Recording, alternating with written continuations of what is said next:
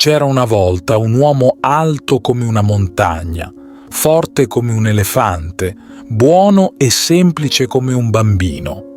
Desiderava servire il Signore più potente della terra. Iniziò a lavorare per un ricco uomo, ma presto scoprì che il vero potere apparteneva al re. Così lasciò il suo padrone e si mise al servizio del re. Un giorno, durante una festa, il buffone di corte cantò una canzone che nominava il diavolo e ogni volta che il re sentiva quel nome si faceva il segno della croce. «Perché lo fai?» chiese l'uomo. «Perché ho paura del diavolo», rispose il re. «Se temi il diavolo vuol dire che è più potente di te», disse l'uomo, «e io voglio servire il più potente». Allora si mise in cerca del diavolo e, attraversando un deserto, lo incontrò. Promise di servirlo, ma anche il diavolo non era il più potente del mondo. Un giorno, vedendo una croce sul bordo della via, il diavolo tremò come una foglia. Quel Gesù di Nazaret, appeso alla croce, era più potente di lui. L'uomo decise di cercare Gesù. Camminando, incontrò un eremita che gli spiegò come Gesù si nasconde nei poveri. «Servendo i poveri, servi Gesù», disse l'eremita. «Tu, che sei grande e forte, potresti aiutare la gente a attraversare il fiume turbolento che ha travolto molti nelle sue acque». L'uomo costruì una capanna in riva al fiume e quando qualcuno voleva attraversare, se lo caricava sulle spalle e lo portava sull'altra sponda. In cambio, chiedeva solo un «Gesù ve ne renda merito».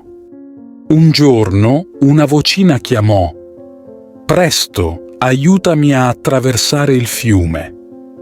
Sorridendo, si caricò sulle spalle un bambinello e con il suo lungo bastone entrò nell'acqua. Ma ecco, il peso del bambino divenne come un macigno e l'acqua, sospinta da un vento di tempesta, salì fino alla cintola, imbrogliandogli le gambe. Pensò di essere perduto. Alzando gli occhi al cielo, gridò: «Gesù, aiutami!» Una vocina rispose: «Non temere».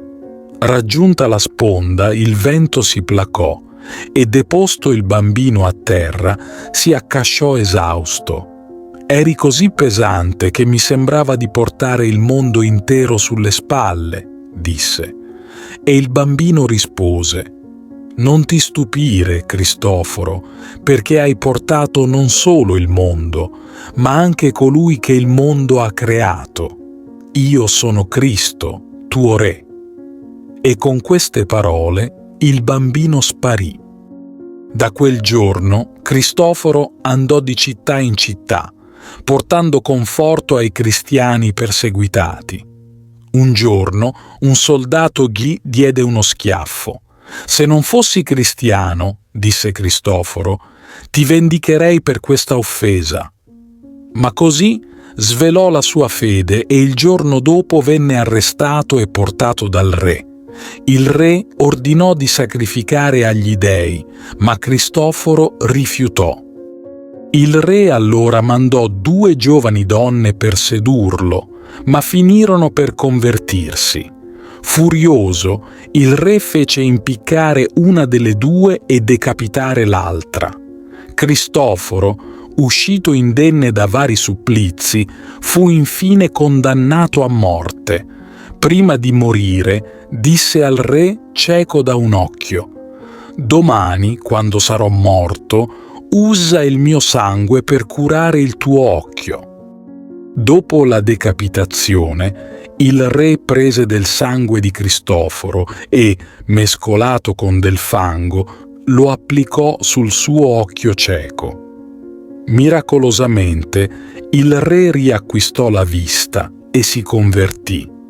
Così Cristoforo terminò la sua avventura terrena, ancora una volta al servizio del Signore più potente dell'universo.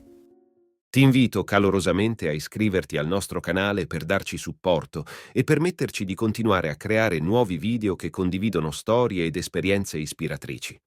La tua iscrizione è un prezioso sostegno che ci motiva a condividere più contenuti di valore e a diffondere messaggi di speranza, fede e crescita personale. Grazie di cuore.